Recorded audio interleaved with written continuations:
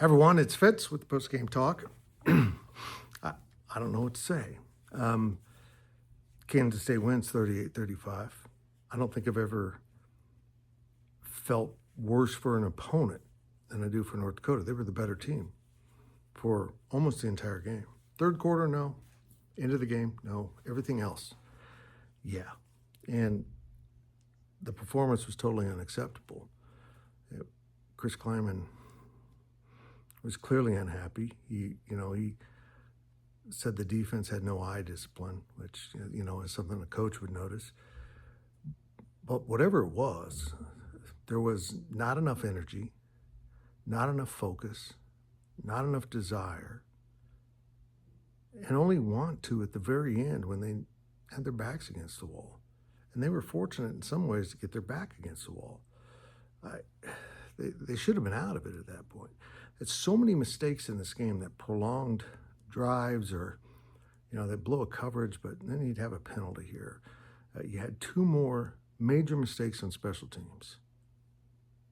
I'm so fed up with the special teams status right now. You have a former NFL coach coaching your special teams, and they look as ill-prepared as a high school team that doesn't get enough practice on special teams. Another fumble on a return.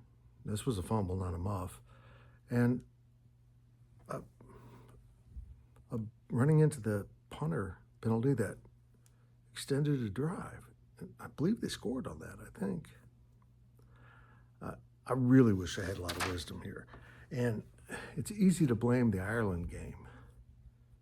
But bullshit. No. I mean, there's no reason for them to have that kind of hangover from that trip. I know it was a long flight. Did it too. Mine was worse. They had a direct flight from Dublin to Kansas City. That is a weak excuse. I honestly don't think the Ireland game had anything to do with this. I think this was a team that knows it's pretty good and they can just go through the motions. I got news for you. In this day and age of football, you can't do that, but you've never been able to do that at Kansas State.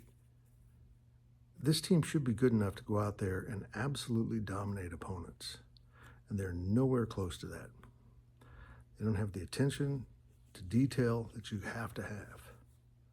Avery Johnson, his stats again are pretty good, but he just had some misses that you can't have. The only time he really did any damage running the ball was at the end of the game. There were openings, and he would turn outside instead of cut up inside. The whole team's out of whack.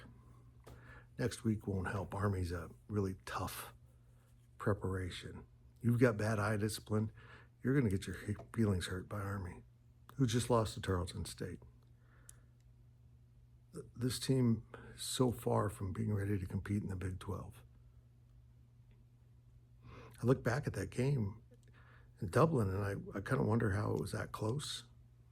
Some people want to say it was a 2-score game, but that's not how it played out. I mean, Kansas State would have gotten the ball back. But have they done anything?